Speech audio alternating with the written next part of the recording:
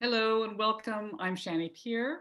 I'm the director of the Maison Française at Columbia University, and we're delighted to co-host this event today on Sex, Love, and Letters, Writing Simone de Beauvoir, a panel discussion of a new book by Judy Coffin. And we're joined by several panelists who will be in discussion with Judy about her book, Gisèle, Sapiro, Susan Pedersen, and Judith Surkis. This event is co-sponsored as well by the NYC Consortium for Cultural and Intellectual History. And we will save some time at the end of the hour for questions from the audience. So feel free to submit a question at any point using the Q&A button. And we'll hope to get to as many of those questions as we can at the end of the hour. I am now going to turn over to our co-moderators, Camille Robcis, who's an assistant professor of French and history at Columbia University, and Stefanos Geroulanos, who's professor of European history at NYU. Thanks to all of the panelists for joining us, and thanks to everyone who's tuning in. Okay, thank you so much, Shani, for hosting this conversation. So I am going to introduce very briefly Judy Coffin, and then I'll hand over the baton to Stefanos. So Judy Coffin teaches modern French and European history at the University of Texas, Austin. She's the author of The Politics of Women's Work, the Paris Garment Trades, and she's also written about the histories of advertisement, consumerism, social sciences, and communication. To give one example, she wrote an excellent article on the radio and psychoanalysis in 20th century France. She's beginning a new project tentatively titled A Short Biography of the Story of O. She received her PhD at Yale, taught at Harvard and at the University of California, Riverside, and she's been a fellow at the Radcliffe Institute for Advanced Study. So today we're here to talk about her new book, Sex, Love, and Letters, which we're all very excited about. And as of this morning, as of like actually an hour ago, breaking news, it just was awarded the David H. Pigney Prize for the distinguished book in French history, most distinguished book in French history, published in 2020 by the Society for French Historical Studies. So you are the first people to know this aside from us. So it's very exciting. And we're really looking forward to this conversation. So thank you, Judy, for joining us. Steph, take it over. Well, I'm in turn going to introduce Professor Susan Pedersen and Professor Gisèle Sapiro for 1 second before handing the baton back to you, Camille. So Professor Susan Pedersen is Gouverneur Morris Professor of British History at Columbia University and the author most recently of The Guardians. I need the subtitle, which I'm messing up with. Most recently of The Guardians, The League of Nations, and The Crisis of Empire. She has several other books, but we have agreed to keep things very, very brief so as not to take up from the presentation time. I should have said this already before. And Gisèle Sapiro is professor of sociology, directrice d'études at the École des Hautes Études en Sciences Sociales in Paris and the director of the Centre Européen de Sociologie et de Sciences Politiques. Her most recent book is called Peut-on dissocier l'œuvre de l'auteur? So can we dissociate the work from the author? And she has also co-edited this year Ideas on the Move in the social sciences and humanities. So with this, Camille, I return to you. Okay, for the last person who will be speaking, we're introducing the panelists in the order that they will go. And we'll hear lastly from Judith Surkis, who is professor of history at Rutgers University. And I can mention again briefly her last book, which we also had a panel here at the Maison Française, called Sex, Law, and Sovereignty in French Algeria, 1830 to 1930. And she's currently working on a new project titled The Intimate Life of International Law, Children and Development After Decolonization. So without wasting any more time, I will hand over the microphone to Judy, who will tell us about her book for about 10 minutes, and then we'll go through the panelists and take questions at the end. So go ahead. Thank you so much. Can everybody can hear? We're all set. Thank you so much, all of you who I'll just say thanks quickly so that I can meet my time limit. Thank you all of you who organized it. Thanks to my wonderful commentators whose work I admire so much, and thanks to all of you for coming this afternoon. Okay, this is a book about a relationship between a writer, Simone de Beauvoir, and the people who wrote to her, a remarkably diverse group of readers from around the world. They wrote from Sarajevo, Dakar, Buenos Aires, Mexico City, New York, Iowa City. That relationship spanned decades, and I follow it from The Second Sex to 1972, or the last volume of memoirs, because The Second Sex and the memoirs were really what reeled readers in. That relationship was intense, volatile, and emphatically reciprocal. It mattered as much to Beauvoir as it did to her readers. It wasn't necessarily a happy one, quite far from it, and that's what makes it interesting. I call it tangled and transferential.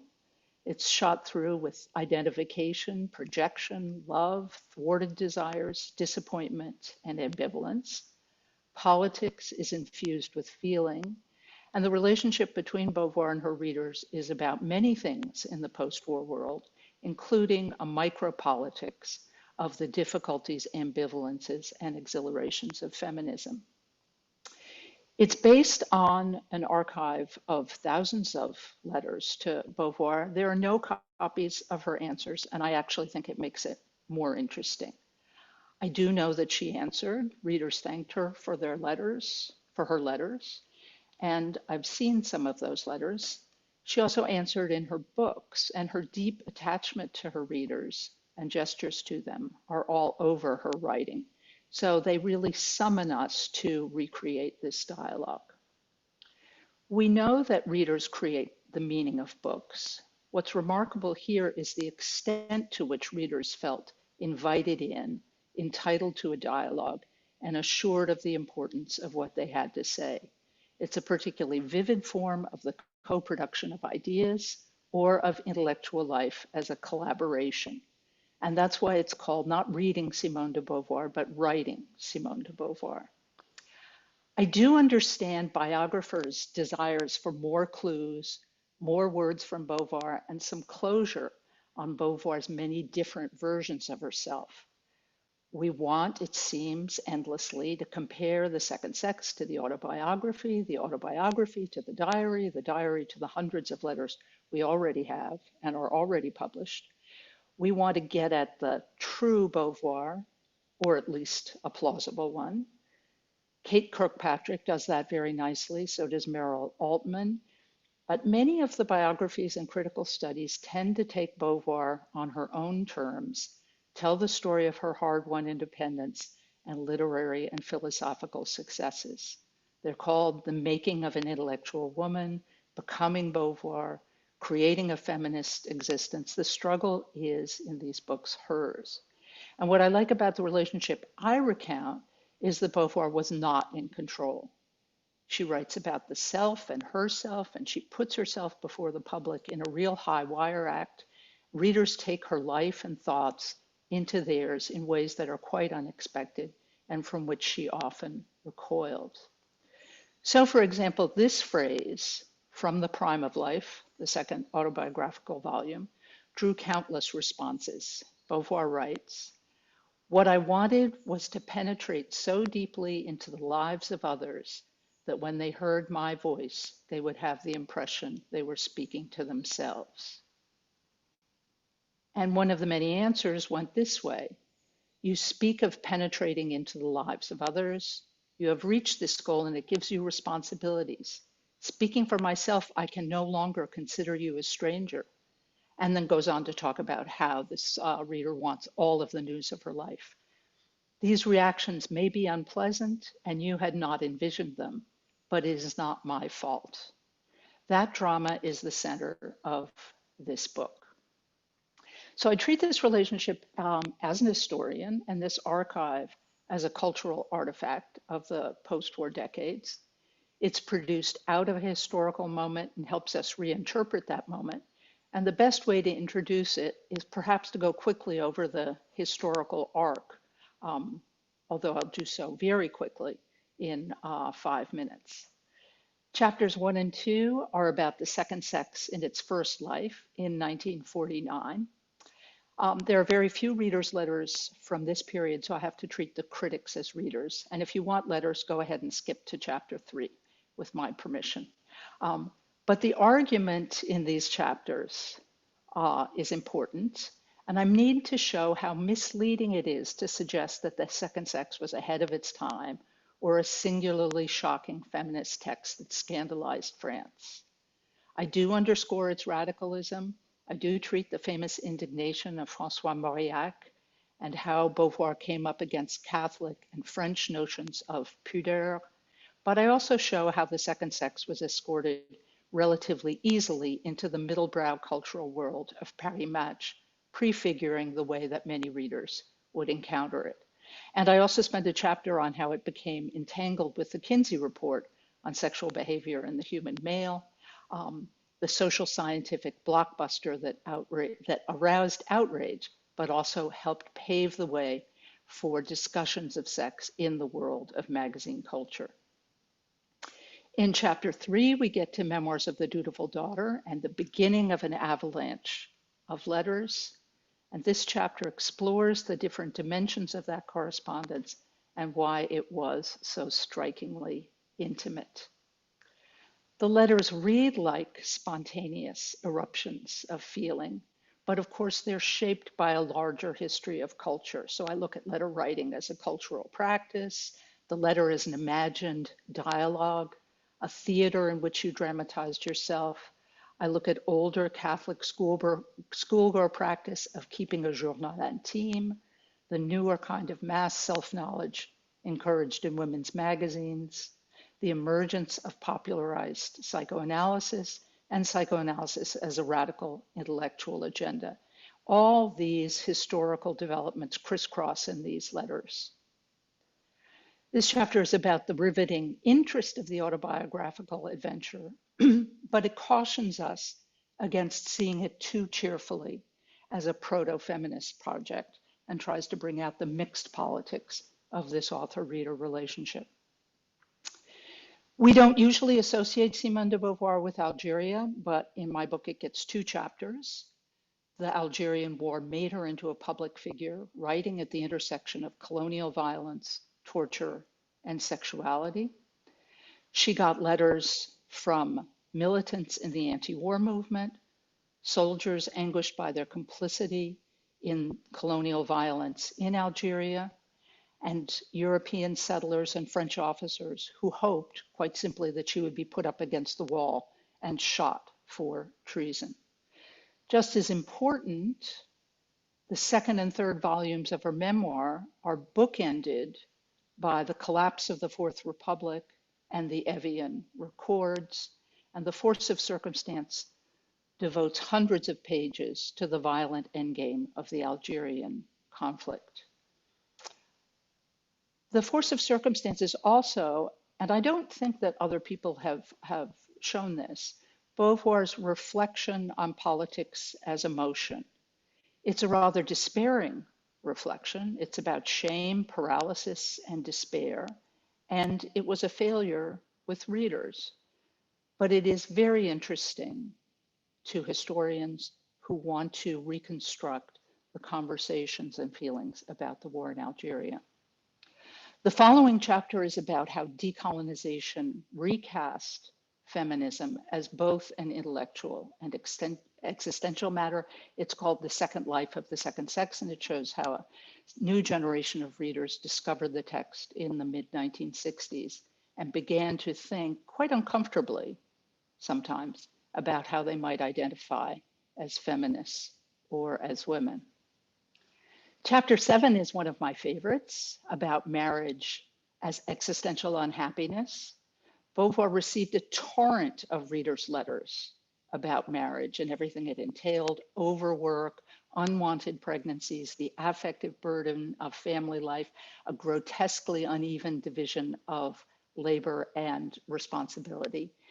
And she was not necessarily sympathetic. In fact, she wrote a story based on those letters, trying to set her readers straight. If women were stuck in unfulfilling marriages, it was because marriage was an institution for the subjection of women. and they had been lured into it by chasing after happiness rather than freedom. They were resentful, not rebelling. The female complaint, as Lauren Berlant calls it, was not feminist critique. But the two could not easily be decoupled. And Lauren Berlant, very suggestively for me, calls feminism, quote, the nosy neighbor of the female complaint. And I use that suggestion to reflect on the politics of this relationship and the enduringly difficult dynamics of feminist history. Chapter 8 is about the explosion of radical feminism after 1968, the limitations of the so-called sexual revolution, which fueled so much feminist and queer rage. I want in this chapter to capture the changed metabolism of the left after 1968, the affective charge of the new feminism, its homoeroticism, its sudden banishing of ambivalence about the category of woman and the embrace of sisterhood. Beauvoir wasn't at the origin of this movement, she was seduced by it. Abortion was perhaps the central issue in this moment, and the letters that she received seethed with rage at the laws that criminalized abortion and contraception. I do keep wanting to send these letters to my Texas senators, never mind. In the archive, though, I feel like I should say this at the end, the last chapter is not feminism. Shulamith Firestone and Anne Kett came to Paris in 1968 to meet Beauvoir, and she wasn't there. At a time when youth was grabbing the headlines and feminism was bringing her international renown, she was away working on a history of old age. La Vieillesse came out in 1970, and I love this out of syncness of that. But she received hundreds of letters about it. It touched a real cultural nerve. It reminds us that embodiment was central to Beauvoir's thinking, and it forces us to understand as historians that aging was a social issue, as much a part of post-68 politics as youthfulness. So feminism is not the sole telos of this story. Beauvoir was indeed the century's foremost theorist of female subjectivity, but I want to highlight in this book the extraordinary range of issues with which she and her readers were forced to grapple. Now I think I have 2 minutes, so I can read just a little bit from one of these letters to give you some idea what they're like, because these readers are so plain spoken and so eloquent. Here's one that I use in the conclusion from a Hungarian woman, 69 years old, twice widowed, whose second husband survived Auschwitz, but then succumbed to a long illness. And she feels lonely, and she feels like she's a burden on her family. And she's very eloquent about letters and about how intimacy is enhanced by absence. She writes this: I wish I could send you one sentence and you would understand, but no, I have to try to describe everything and to be concrete. I console myself by saying that I may find comfort in getting at least some of my torment off my chest in writing. It is good to communicate ideas in writing. You aren't disturbed by a possible gesture of impatience from your partner or by the boredom you see appear on his face. And then she goes on and tells her life story and ends. That's my life, and you can feel it with me, even if I cannot express it very well. Why did I write all of this to you? Because I have never felt such a human closeness as I do with you, Madame, whose writing can express a whole gamut of emotions. It's a lovely portrait of letters, of feeling, of trust. It's a tribute to Beauvoir, and it allows us to pay tribute to her readers. Thank you. Thank you so much, Judy. So Susan, please go ahead. Yeah. So it's wonderful to read a book that starts with a frank confession of the thrill of archival research. Opening files full of letters to Simone de Beauvoir for the first time, Coffin was, she tells us, riveted to my chair. I feel like that a lot, most recently a few years ago when opening up a box stuffed with passionate love letters and pressed flowers and bits of undergarment between the politician Gerald Balfour and the medium with whom he was trying to conceive a new messiah. I'm not kidding. I don't know about Coffin, but there's a kind of circling vulture-like side to my personality that can't do without these sorts of finds. Not all historians have this hardly respectable curiosity, but it's nice to find another who does. So this book is based on letters, which are a particularly tricky type of source. We love them because they're direct and interactive, more so than other personal writings, than diaries, say, which are often written to deceive, or memoirs, which are freighted with after-the-fact justifications. Letters are immediate and personal, and when in our modern era the personal became political, letters were the vehicle for politics too.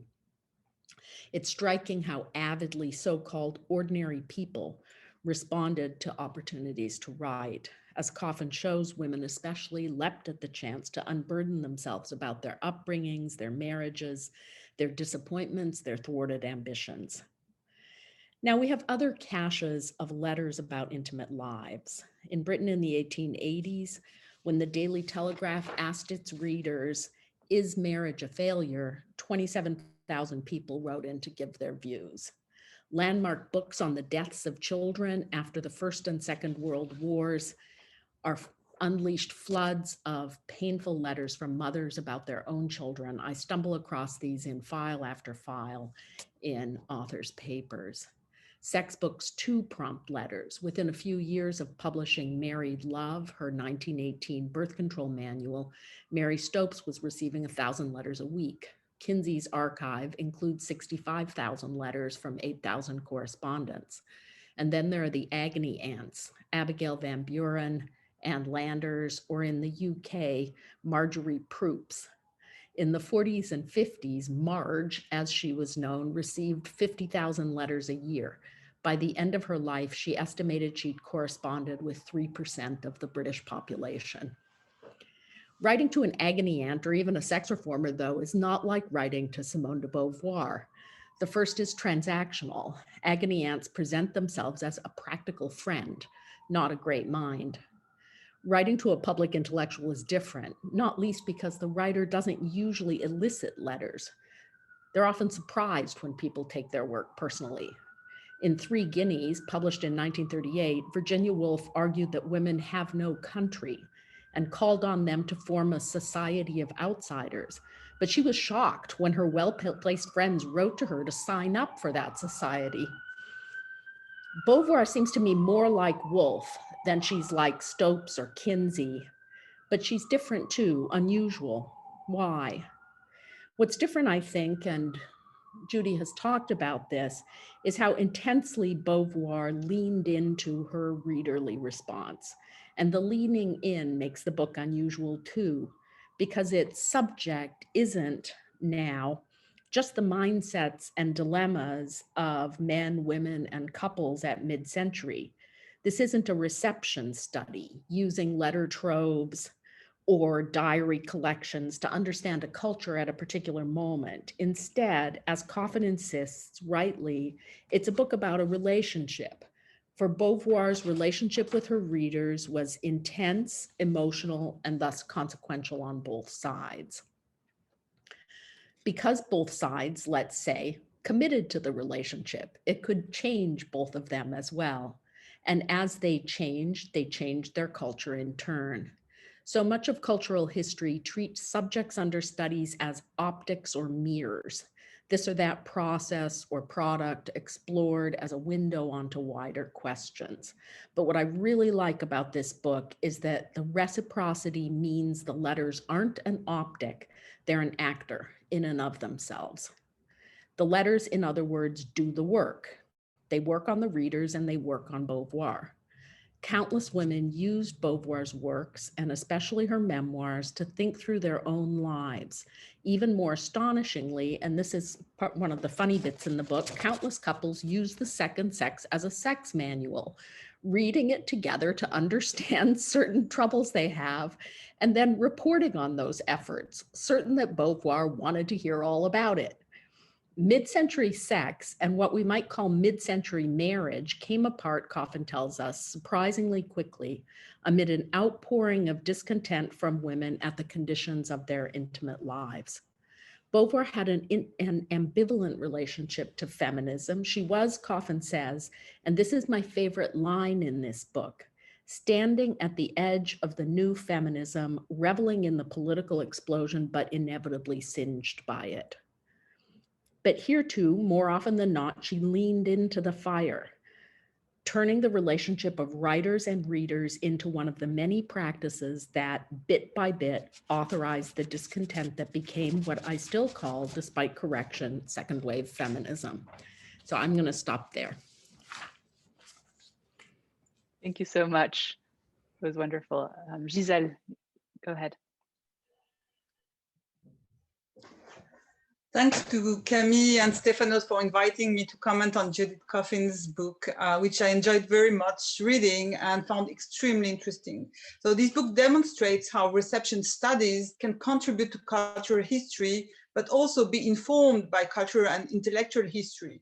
Reception studies are usually more focused on the interpretation of the writer's work than on the broader cultural and political context. In this book, Judith Coffin uses the letters sent to Simone de Beauvoir in order to explore the cultural, social, and political changes in France and the United States from the afterwar period to the 1970s. Her approach reminded me, though she does not mention them, of the studies on public opinion, such as Pierre Labourie's book on the evolution of public opinion under Vichy, under the Vichy regime through letters that were intercepted by the police and police reports. It also evoked what the Annales School had called Histoire des Mentalités, which is the origin of cultural history, before it turned to the notion of representations. And for me, her work does more than reconstitute collective representations, as she also addresses the categories of thinking that underlie them, which connects her work to intellectual history, as well as the affects that they involve. And of course, these letters also tell life stories that you won't find in letters people write to their friends or family members who knows those lives.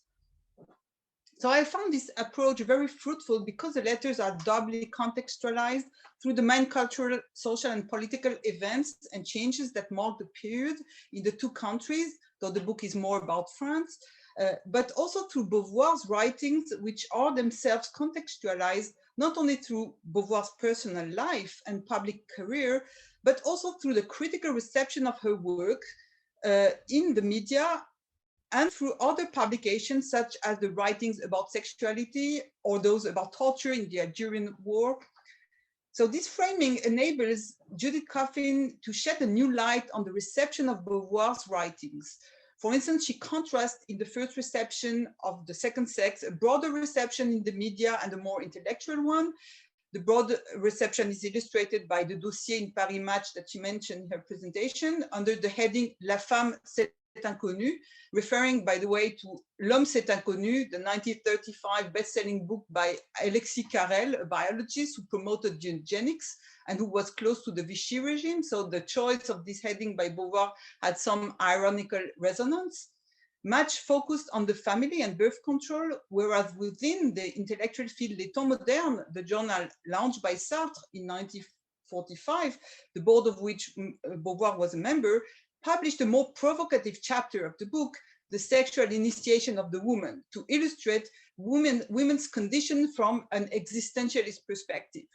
But Beauvoir was also harshly attacked at the other pole of the intellectual field for transgressing the norms of decency and modesty in the public debate by conservative intellectuals such as François Mauriac, who was more generally confronting the young generation, especially the existentialists, since Sartre's 1939 devastating critique of one of his novels, La fin de la nuit, and in 1945 he also confronted Camus, whose literature he disliked, and he confronted him about the purge trials, advocating indulgence, where Camus was advocating for more severe purge. One of the motives for the attacks by Mauriac, as Judith Coffin brilliantly demonstrates, was the association of Beauvoir's second sex with Alfred Kinsey's report on the sexual behavior in the human female, and with the debates about Freudian psychoanalysis, which framed her first reception. Beyond the issue of decency, this association meant that Beauvoir was seen as part of the Americanization of French culture, which resulted from the secret clause of the 1947 Bloom-Barnes Agreement, opening the French market to the American cultural products, and which was fiercely combated by the Gaullists and communists altogether. The second reception of the second sex is framed by the circulation of feminism, which induces a different reading of the book, emphasizing its political implication for the movement, but also the ambiguities in which Beauvoir herself was still caught when writing it, and that were being superseded by more radical feminists such as Shulamit Firestone, Kate Millett, and the leaders of the MLF movement, and also by the gay and lesbian movement. But this politicized reading also resulted from Beauvoir's own political commitments in the Algerian War, especially her publication with the lawyer Gisèle Halimi of Pour Jamila Boupacha, a defense of the young Algerian militant woman who had been tortured and raped by French soldiers, and later her commitment in favor of abortion, culminating in the Bobigny trial. One of the most interesting aspects of Judith Coffin's book is the parallel and entanglement between the Algerian independence war and women's emancipation. She shows how Beauvoir contributed to the analogy between women and the colonized, an analogy that would become instrumental in the feminist discourse: the male colonization of the interior, complicity with one's oppressor, the torture of the female body in illegal abortion. Her fascinating study of shame also connects the two struggles. Shame was, of course, an existentialist topic that Sartre had written about in Being and Nothingness during the German occupation. For Sartre, shame is by nature recognition, recognizing to be as the other sees me. Beauvoir also drew from Sartre's essay on emotion, published, by the way, in 1938 and not 1948. It's the English translation that appeared in 1948. Maybe it's just a cookie. Against behaviorism, mechanical causality, Sartre developed an intentionalist theory of emotion as signifying. It's not a result, it's a sign.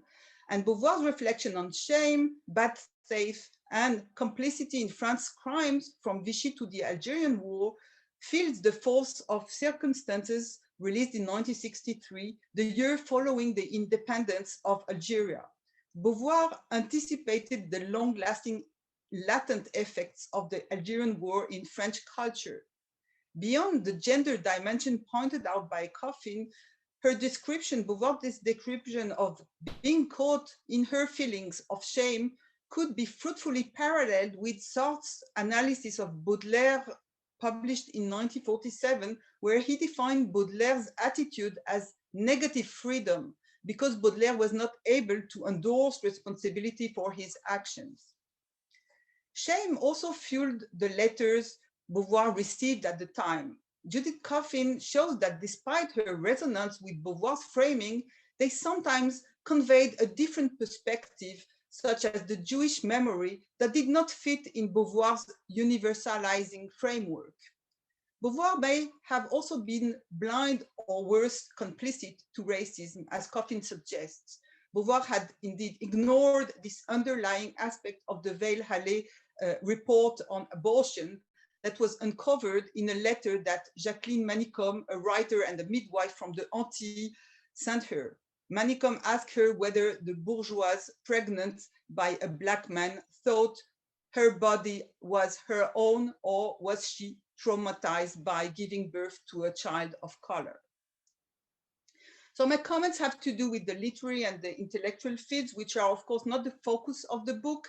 So it's just an addition and not really a critique, as it wouldn't change anything to the argument. A first remark, autobiographical writing about sexuality had a literary tradition in France, which Beauvoir was familiar with. André Gide wrote his discovery of homosexuality in Si le grain ne meurt. Michel Léris wrote about his sexual fantasies as a child in L'Âge d'Homme, first published in 1938 and 39, sorry, and republished after the war in 1946 with a preface, as a preface, his essay De la littérature considérée comme tauromachie, literature considered as bullfight. This essay quite equated writing about sexuality to a bullhorn, which meant that the author was taking risks. And this reference underlies Dominique Horry's emphasis on the risk taken by Beauvoir in discussing female sexuality openly. Horry was herself writing at the time the story of Oh, and now I hear that you're working on that, so it's fascinating, which was more about fantasies than about autobiography, and that she would publish in 1954 under the pseudo of Pauline Réage. But her sadomasochist fantasy also referred to Sade, of course, whose completed works were reprinted at the time by Pauvert, who was tried. There was a trial, an ongoing trial that lasted like 10 years. And Sade's sexuality was coding power relations in society. And Pierre Guyotat would use this sadomasochist code to denounce the Algerian war in his Tombeau pour 500,000 soldats, released in 1967. So there are a lot of entanglements here. Another, of course, important philosophical reference to Beauvoir's focus on the body is Merleau-Ponty, who introduces the body in his phenomenology. And it is significant that, unlike Merleau-Ponty, the second sex is not taught in philosophy in France. By writing objectively about sexuality and the woman's body, Beauvoir was committing a double heresy. As Jennifer Milligan has shown, French female writers were in the interwar period confined to autobiography and romance. But since they couldn't talk about themselves, as it was against the female decency code, they developed thwarting strategies. As I noted in French writers' work, it is ironical that in his 1944 review of the burgeoning feminine literature, the far-right critic Thierry Molnier praised Beauvoir's L'Invité for remarkably embodying the feminine style, which obeys a powerful determinism of the feminine nature and condition. And Molnier considered that those who tried to overcome this condition were bad writers. That Beauvoir undertook to undermine the belief in the internal feminine as an essence can be seen as a delayed response to this review and the worldview that it conveyed. My second comment, in the very interesting analysis of author-reader relationship from the diary to psychoanalysis, referring to the profession of Anne, Beauvoir's double in Les Mandarins, through the Courrier du Cœur advice, I missed the role of the teacher and educator, which is so foundational in Beauvoir's habitus as a normalienne agrégée. And by the way, agrégation in philosophy is not doctoral degree, but secondary teaching diploma. And some of the readers' attitude evoke pupils seeking for advice from their educator. For instance, the American woman who decides after their meeting to turn to psychoanalysis. So I think it's underlying there, but there's no stress on this, so I wanted to stress this. And I also missed, and this is my third and last comment, a specific aspect of this mentoring role, which is the advice and orientation of a writer to debut authors. So I know that it's the topic of Marine Rouge's dissertation, but I wanted to address this aspect in this discussion. Since the 19th century, the letter of a young pretender to an established writer was an institution, and many authors have made some of their advices public. In the case of Beauvoir, Judith writes in the conclusion that she treated them with disdain, but it seems that she did respond to such expectation in some cases and even encouraged many young women to write. And a paradigmatic case is her correspondence with Huguette Bastide. I don't know if you've seen this book that came out this year. So Huguette Bastide, her correspondence with Beauvoir is analyzed in the book published by sociologist Christine Détré and the secondary school teacher Karine Bastide about their mothers.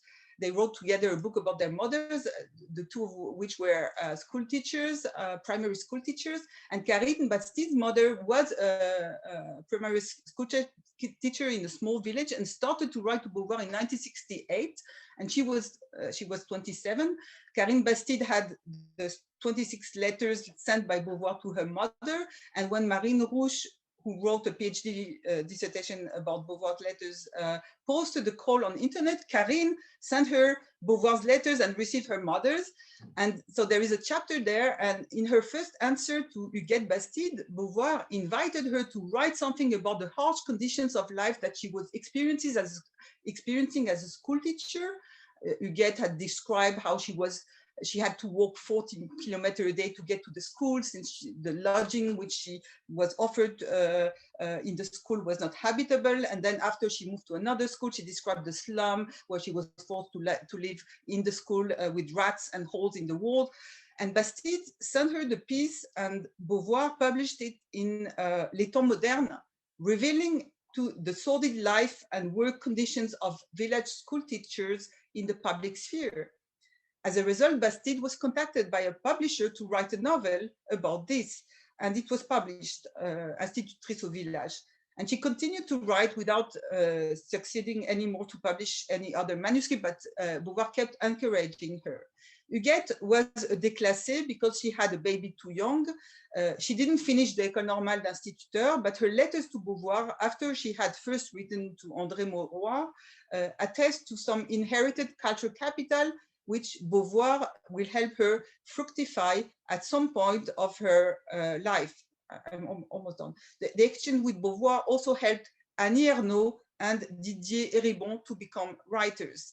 So this raises a very last question. We know that writing to a writer requires some dispositions of some boldness. And maybe in the discussion, if Judy can tell, after reading these letters, something about the social and cultural profiles of the letters writers. So thank you very much, and sorry for being a bit too long. Thank you. Judith, your turn. Thanks. So can you hear me okay? Yes. So I'm so happy to be here and to have this chance to publicly share my great affection for this book and for its author, my dear friend and colleague, Judy. The book is a stunning accomplishment in its archival depth, methodological innovation, argumentative reach, and not least in its lively and engaging prose. Given the context and the subject matter, I thought that I'd begin my brief response with an account of my own experience as a reader of Beauvoir, and more importantly, as a reader of Judy, as a reader of Beauvoir's readers. For me, what makes this book so thrilling is the way in which it restores life and dimensionality to Beauvoir in its exploration of her world and through her readers. Judy's book brings alive a figure that I always already thought that I knew. Reading Beauvoir alongside and through the deeply felt concern and questions of her readers, as Judy explains, puts us, quote, in an unfamiliar vantage point. Beauvoir's work appears transformed as it becomes a way to see her readers and through them into the post-war world. Doing so, as she suggests, allows us to re-see Beauvoir. This dynamic and shifting perspective allows for a fundamental renewal in how we, or at least I, perceive Beauvoir's thought and our historical and actual or current relationship to it. Not to date myself too much, but I first read Beauvoir in college as all too familiar, not just as well known, but as largely dépassée. Belonging to an older generation, she was a figure whose problematic feminism I assumed I already knew, and more importantly, knew how to critique.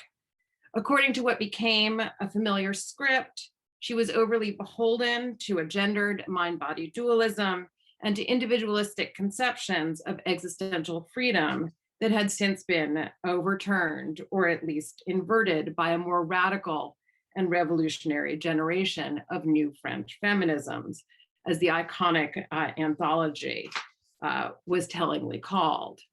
Truth be told, at the time, we didn't so much read Beauvoir as read critical accounts of her by Luce Irigaray, Judith Butler, and Audre Lorde. I really only read Beauvoir belatedly and through the prism of that prior formation, in ways that assumed her stature and significance. In her book, Judy turns this intellectual historical given into a profound and searching question. Rather than assuming Beauvoir's resonance and recognition, Judy poses it as a revealing historical problem. One of the remarkable features of the book, then, is how it captures and communicates aspects of Beauvoir's oeuvre that, given the author's subsequent celebrity, have been historically obscured and forgotten, namely what made it so revolutionary and so resonant for so many readers in France and across the world. Drawing on the thousands of readers' letters so tellingly preserved by Beauvoir, it offers a window onto how and why the existentialist philosopher, novelist, and memoirist achieved a truly global level of literary fame by cultivating an intense and engaged body of readers. It is important to underscore how this carefully crafted work, by recreating the intimate connections and conflicts between author and reader, is much more, and this is something that both Susan and Gisèle have likewise underscored, much more than a straightforward reception history.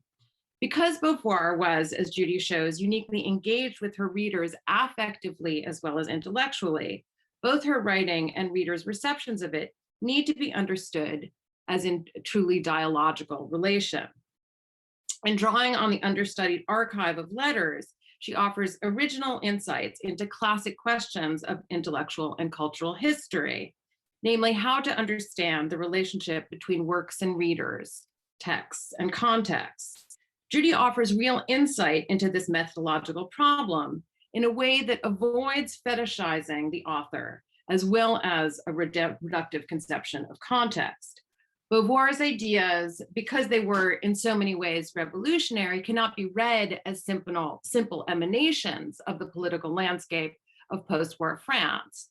At the same time, they were obviously shaped by its uneven political and psychic terrain, the experience of war and occupation, the weight of traditional gender roles, and the promise of women's political and intellectual emancipation, as well as the refoundation of the Republic and the end of empire. As a phenomenologist and memoirist, Beauvoir's writing captured this milieu in granular and visceral detail, but it also transformed it and her readers along the way, and their responses transformed her own in turn. By following the chronological, stylistic, and thematic shifts in Beauvoir's writings, as well as in her readers' responses, Judy illuminates this interactive process like no other work I know. Her investigation of the complex intellectual, affective, and political investments in what she so suggestively describes as mid-century sex is exemplary. It productively encompasses overlapping temporal dynamics and dialogues that other chronotopes, whether post-war or decolonization or the sexual revolution, all fail to adequately capture.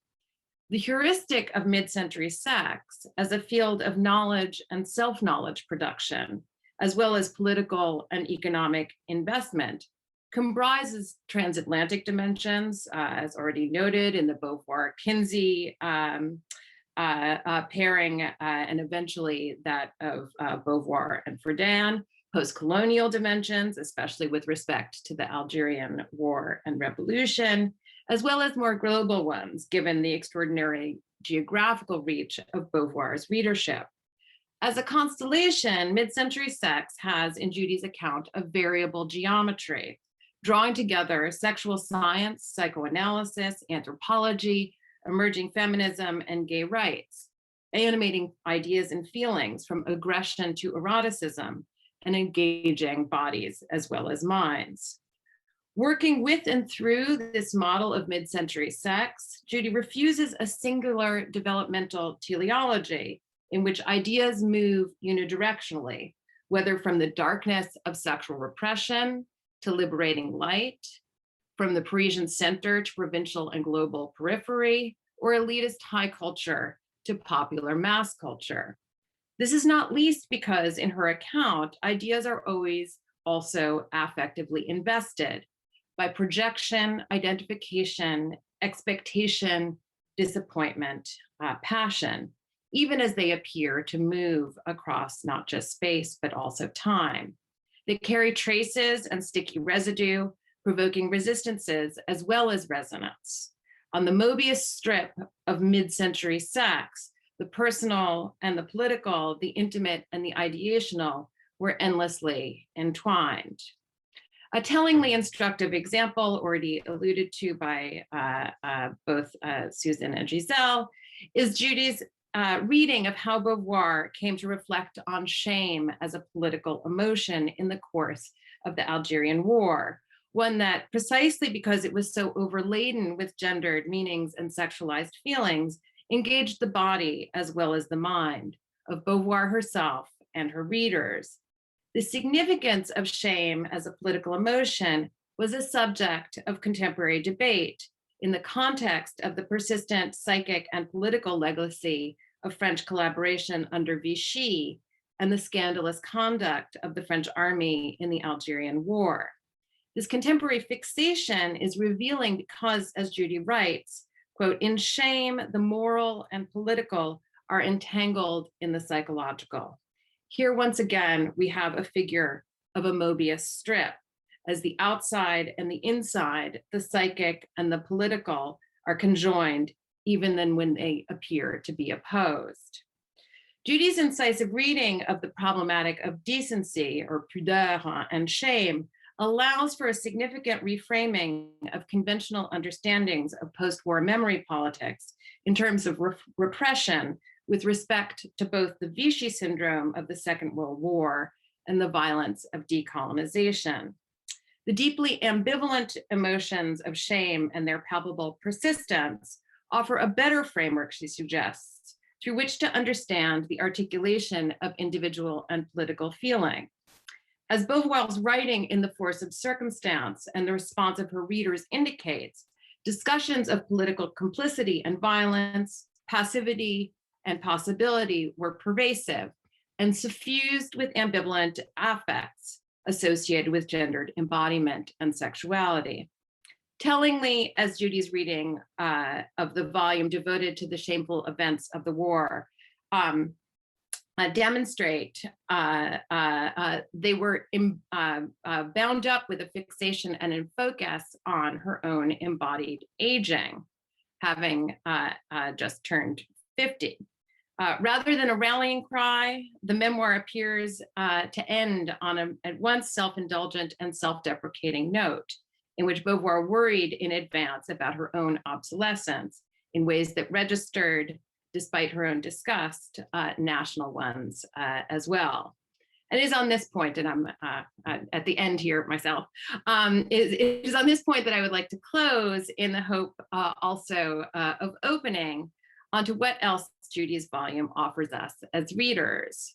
In thinking with Beauvoir and her readers, Judy poses a complex of critical questions about aging, difference, and feminism's movement across space and time.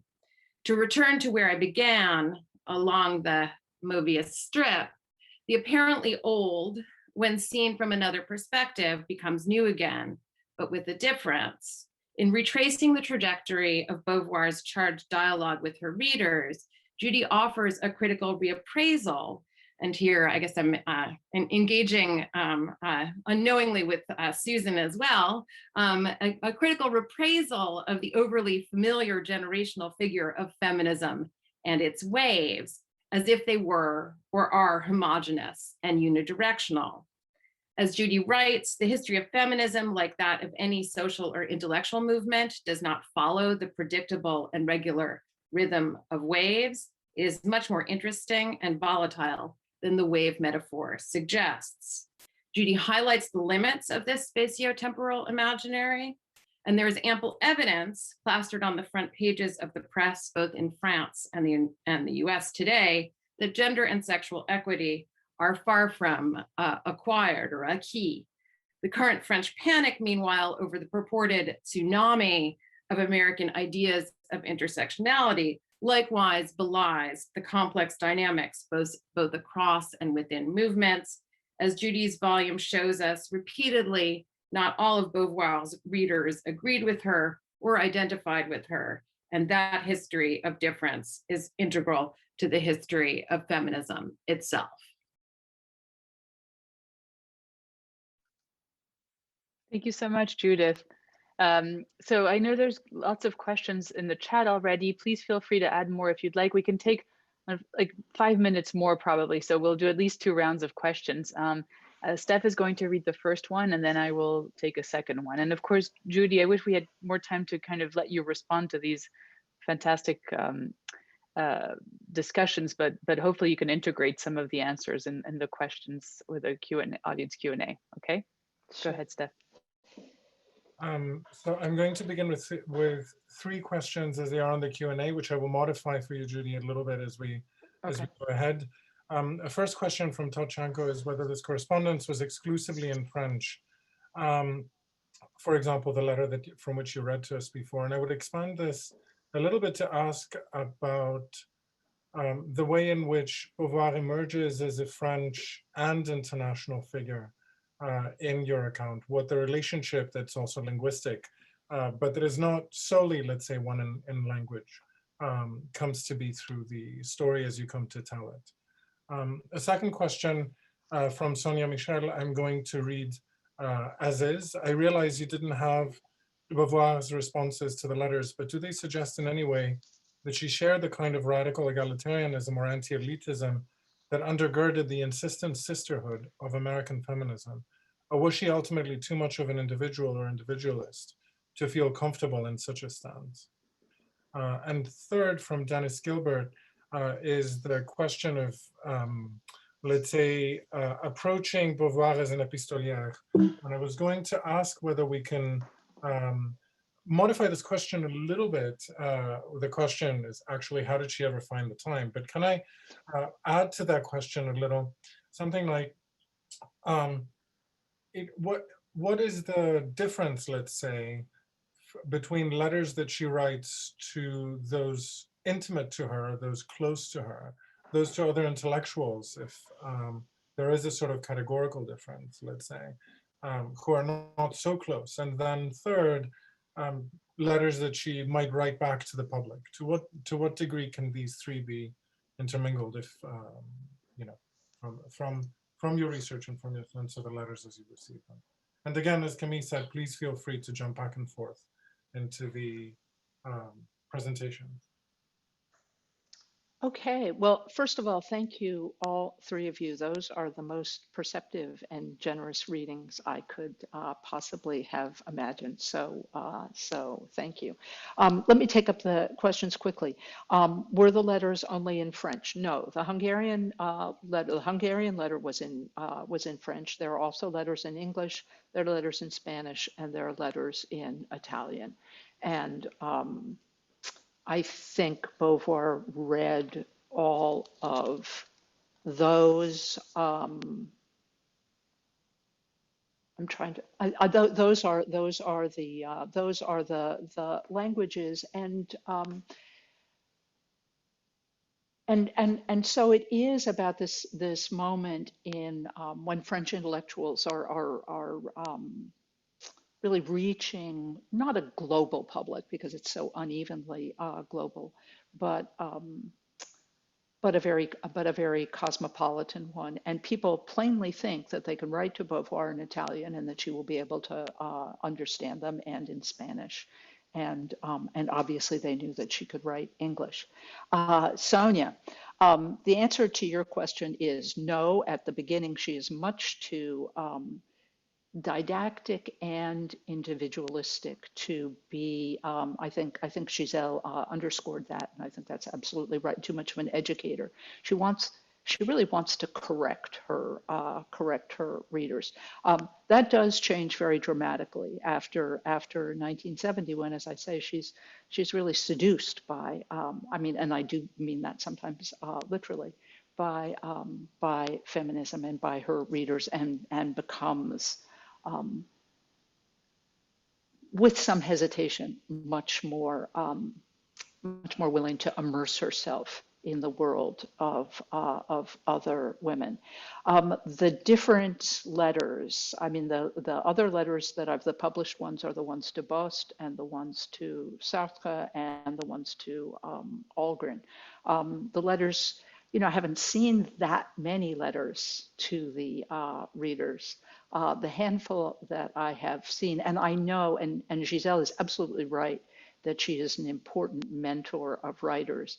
And Marine Rouche is writing about that. So Marine and I kind of decided to do a division of labor there. But the letters, at least the ones that I've seen to her readers, are very, I'm not sure you have read me correctly, and this is how you should be thinking about your life. So it's a very different tone. Although the fact that she answers is so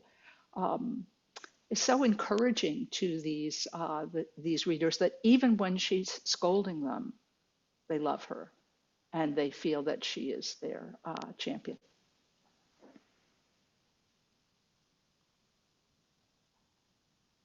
Are there more questions? I think that's all we have from the audience. Does anybody else want to jump in?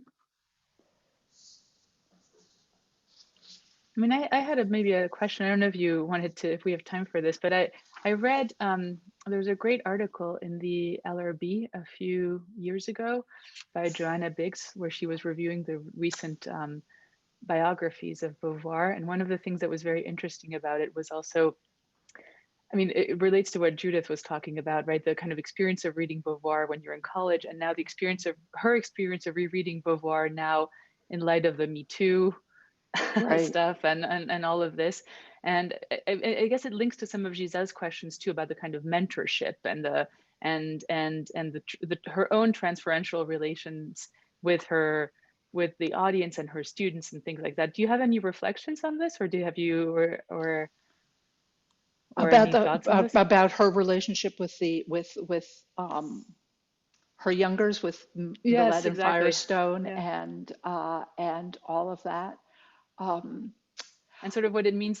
How much of this is a historical reading? Obviously the point you're making in the book is how these different readings are so historical, but in some ways you stop before a current moment. And I'm wondering, if there was a post-fast, which in some ways, well, yes, there's bitter division and bitter debate. Antoinette Fouque says that she does more to disable feminism than any other writer. She becomes an even more polarizing figure as the next generation of feminism takes up their distance from her. And this is a recurring dynamic of feminism, the sort of, we don't want anything to do with the generation that came before us, right? Beauvoir herself does that. She goes, we're going to start all over.